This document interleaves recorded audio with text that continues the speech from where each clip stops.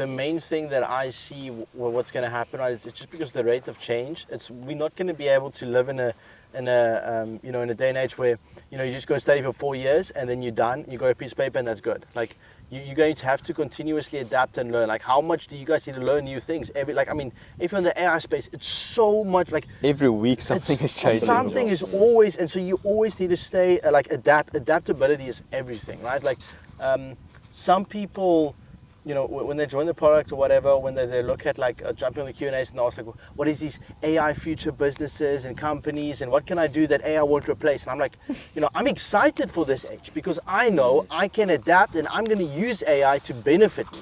I will never be able to be replaced because I'm going to, at least that's what my goal is, right? So I'm going to try and stay on top of things. How do you guys go about looking at that? Obviously being surrounded by 90% of AI companies, that's insane actually. I think it's something we've all had to kind of become more comfortable with, which is just uncertainty. I think that is simply just a given in this space, and especially now in sort of the age we live in, it's kind of like you have to sort of just tackle things as they come, and that just comes with doing more. Right. And being adaptable. Exactly. Just like you need to be like water, like Bruce Lee. Especially now. You kind of have to you don't want to be rigid whatsoever. Yeah. I think the point you mentioned there where people are asking those things on Q&A calls, like what they're kind of looking for is what is the answer? What is the cheat code? Certainty, That one's certainty. Give me clarity. I want to know. It's I don't know. Exactly. That is the point. Right? Like we got a talk from Paul Graham sort of towards the end of the batch, and he actually made a very good point around this, which is that the biggest problem that school has in what it teaches young people is it teaches them to try and find a cheat code for everything. Right? If you think about it, the way in which you're learning for a test, you're not learning to learn about the subject. It's not the knowledge. You're learning to pass the test. So you're looking for a cheat code, right? In life and in business, that doesn't exist, right? You have to, through action is where you will find those answers. That, man. It's actually a detriment, really, for most people. Like after the school system, you kind of have to just unlearn all of it. Yeah. That's so what's the what he point? said. I mean, wow. And it's the biggest thing, genuinely the biggest thing for me after school, getting into this industry is just information, right? And I really had a paradigm or a perspective on knowledge and learning as negative, because I really didn't like learning anything that I was learning at school, right? I liked biology a little bit, but fuck, you know what I mean? I was never passionate about anything until I picked up one book that it completely changed the trajectory of my life. And I realized after reading that, oh my word, because it was something about paradigms, right? It was actually a mentor or a lecturer of mine. We did a class at university about paradigms, which it changed everything to me. And he actually gave me a book to read, and I read that book. It just changed, because then you realize that ideas, beliefs, knowledge, information shapes your reality. And by exposing yourself to different beliefs and ideas and paradigms, that alters your reality. And so if you want a different reality, a different life, well then just surround yourself with different information and get access to that, even if you need to pay for it. Knowledge and information is everything. And that's why we extensively invest in mentorship. And that's why I'm very jealous about the network that you guys are building. And I think one of the great things about what you mentioned is that's all comes down to input. You can control all of that. It all just comes down to, again, taking action.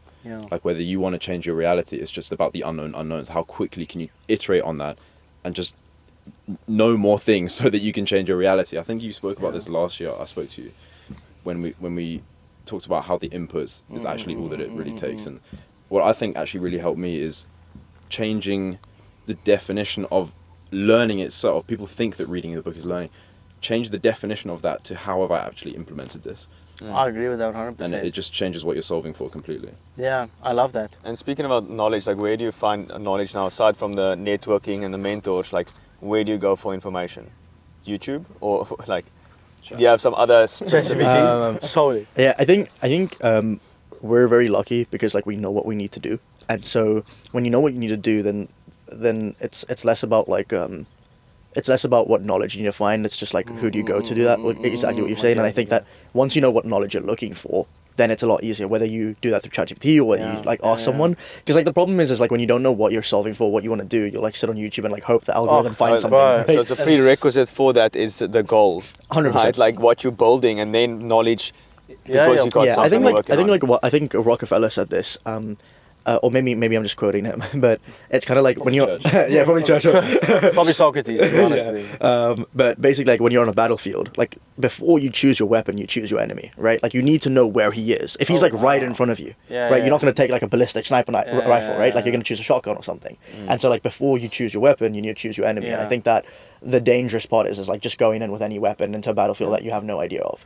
And everyone starts at that point, but you have to like pick up something and like try and hone in on one thing. The goal shapes the inputs, right? And it's like I believe this wholeheartedly, that you only need two things in life, right? Is you need a clear goal and the belief that it's possible to achieve it, right? Now, how you go about doing that is, there's a lot of underlying things, right? Is how do you actually believe it's possible to take action, and what do I really want? Like I probably don't know, right? I don't know what my clients even want. I don't know what I want.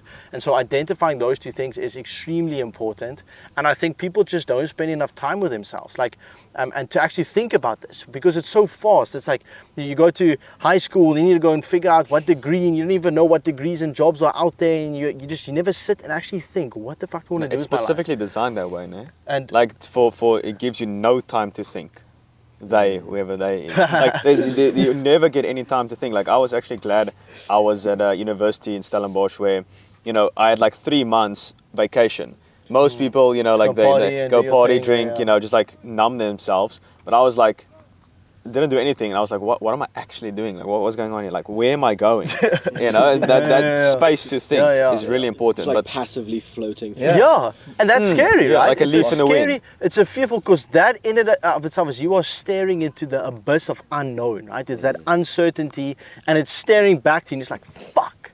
But you're always going to experience that. I know. But like, if you're building something, you can kind of bend reality. That's the thing about like, you want to be like water, but you also want to have something that you're rock solidly holding onto, that you can really aim at. Yes. It's like you have to be unwavering in something, otherwise you sort of just get lost. I agree. It's the both again. It's both. Andre has a beautiful analogy about this. It's like if you are a painter, you want to have absolute freedom, so a blank canvas, but you still want the limitation of a canvas, And so I think that's a beautiful way to look at it, because also it's like I think people walk past their dream opportunities every day just because they don't know what their dream is.